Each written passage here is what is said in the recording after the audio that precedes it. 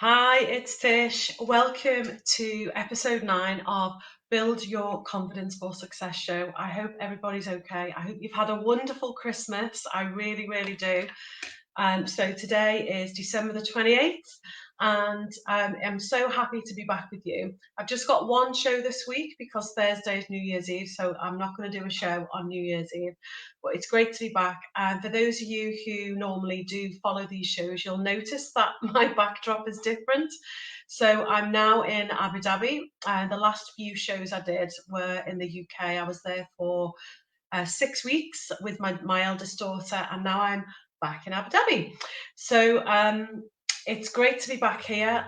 The sun is shining. It's about 21 degrees at the moment. So I'm very, very lucky and very blessed to be able to be back here. So for those of you who are joining first time and you don't know me, my name's Tish Hawkin and I'm a life coach, and I specialize in helping people to develop confidence and self-belief so that they can show up for their businesses. Because many people have businesses, especially online businesses, and they are very, very afraid to get visible, and they can procrastinate, and basically they just don't show up. So nothing happens, there's no progress. So that's what I specialize in. If you are somebody who's watching this who doesn't have a business but you're interested in developing confidence and self-belief, then please do keep watching, because you will get value from these videos, because developing confidence is the same across the board, really. No matter what area in life you want to develop confidence, it all comes from the same sort of principles. Developing confidence is a long-term journey. It's not really a quick fix. You will get people telling you, 7 steps to building confidence. And although these things can help temporarily, if you want to build confidence in a strong, authentic way, there are lots of different things you need to do to be able to do that, so that you can move forward in your life and in your business with confidence and self-belief. If you're watching live, I'd love to know, please type #live. If you're watching on replay, type #replay. I always love to know who's watched. And if you feel that somebody will benefit from these videos, please share the videos into groups or pages or tag people. That would be great too. And for those of you who want to follow my lives regularly, I will be posting a link that you can click to notify you every time that I go live. And I'll do that when I finish the video. So what am I going to be talking about today? Well, I'm talking about how visualization is really, really important for developing your confidence. So what is visualization? Well, we all basically know what visualization is. And visualization is using your imagination to see images in your mind's eye. So it's about using your imagination. I can see people are joining here. Let me just say hello, because I'm actually live. Hi Wendy. Hi Wendy. It's nice to meet you. Stephanie from South Africa. Excellent. So I've got I'm actually streaming live across lots of platforms at the minute. So I'm streaming across Facebook, Instagram, and LinkedIn. So I'm not sure where everybody's saying hi from, but hi anyway. Which platform I'm in. Okay, let's get back to it. And I have to put my glasses on every time somebody logs in, because I can't see you otherwise, because I'm almost blind. So anyway, visualization is just using our imagination to see things in our mind's eye.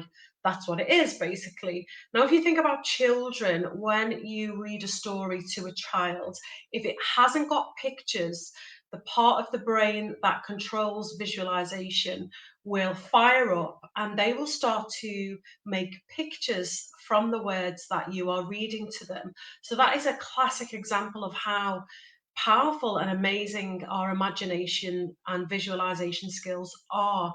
If you remember, I remember doing that as a child as well, being able to form pictures really, really easily in our fresh new brains. Now, unfortunately, sometimes as we get older, we not lose that ability, but if we don't practice enough, it can be quite hard to imagine. And sometimes I come across clients who say, I find it really difficult to visualize. But the secret to that is to build it up slowly. Only do 30 seconds first of all, a minute, and then a minute and a half, and you start to build it up slowly, because it's like anything, you've got to exercise that muscle, that imagination muscle. So practice is key if you struggle with visualization, and daily practice as well. So where is it located? A little bit of sort of biology for you now. Where is it located in our brains? It's actually located in the back of your head. It's called the occipital lobe, and that lobe in the back of our heads is actually responsible for 20% of your overall capacity of the brain. So that's a huge chunk of the brain. Now, the occipital lobe is responsible for vision, so our normal vision, but also your visualization skills as well. And it's capable of visualizing events, scenarios, and circumstances that have not happened yet. It's capable of doing that. And so it's really important that you use this proactively, this powerful tool that we all have, that we use it proactively to visualize positive things rather than visualize negative things. You've probably all been, or most of you, I know I have in the past, when we're anxious or worry, we start to visualize things that haven't happened yet, but in a negative light. So we need to use this tool to visualize in a real positive light, to visualize what your confidence goals are, what it is you want to achieve when it comes to confidence. How is it you want to look? How is it you want to behave? How is it you want to be perceived by other people? What is it you want to do that you're trying to achieve? And you need to be able to visualize that in detail. You need to be able to see that your goal is already complete.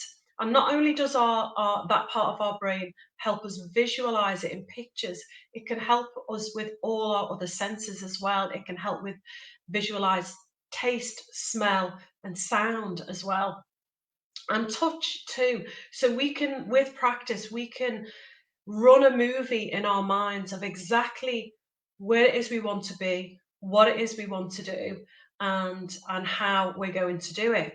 Now, how does this actually work? Just by imagining these pictures, how does this work? Well, it harnesses the power of the subconscious mind. That's what it does, because the subconscious mind obeys whatever our conscious mind tells it. It doesn't discern, it doesn't judge, it just does what we tell it to do. So if you're visualizing um, where you want to be in terms of your confidence goal, then your subconscious mind will get to work in helping you achieve that. It will activate your creativity. It will help you find solutions. It will help you recognize circumstances that will enable you to move forwards to your goal. It will program your brain to help you find those solutions, to help you find those opportunities and those resources. Um, there's lots of different methods you can do as well to visualize. Visualization has been around for a long time. Um, you probably know that elite athletes use visualization to help them get through races and to see them winning at the finishing line. That kind of mental rehearsal was brought in by the Soviets actually in the 1970s, and people realized how powerful it was and started to use it. So there's lots of different methods of visualizing, but the easiest method you can do is literally just to sit comfortably, or stand if you prefer to stand. Get yourself relaxed, close your eyes, and start to imagine the desired result that you want, but not just to imagine it in minute detail, as much detail as you possibly can, and to spend time doing that. And as mentioned earlier, if you struggle with imagining or visualization, just build it up over time. Start really, really small. So just a little bit of a personal story is how I used visualization. I didn't know I was using it actually was when I was a child. So obviously I didn't know about the powers of visualization then. And when I was little, say between the ages of 5, 6, 7, 8, 9, 10, I used to sit with so album covers, so record covers. So for those of you who are in the same age bracket as me, you'll remember that in the 70s and 80s with albums, and the inside sleeve would be all the lyrics to the songs that I was listening to. And I used to sit with the lyrics and sing these songs. And I used to imagine quite vividly that I would be singing these songs on stage to lots of people, because deep down, that's what I really, really wanted to do. And what I didn't realize is through that visualization and that imagination that I was doing at such a young age, I managed to manifest exactly that. And I did have, and some of you will know, I had a 20-year singing career where I would sing in front of people every weekend for 20 years. And sometimes I would have a feeling of deja vu when I was on stage, thinking, I've been here before, I've done it, it feels like I've done this before. But actually, in hindsight, what that probably was a memory of me visualizing that exact moment. So that's just a little bit of a story to show how, when I was a child, how I visualized without even knowing it. So, what you're doing when you're visualizing your success, your confidence success, your confidence goal, is you're preparing your mind and your body and your brain for that event. And so that's why it's really, really important to visualize, so that you're preparing your mind for that event, so that when that event comes, when you've manifested that event, when you reach that, you're prepared and ready, and you know exactly what you're going to do. You feel confident, you feel capable, and you're full of self-belief. So that's it for today. Again, if you think anybody will benefit from this, then please share this video or tag somebody in it if you think they may benefit from it. And I will see you next Monday. Have an amazing New Year's Eve when it comes, which is in only a few days. And I'll see you in 2021. Take care.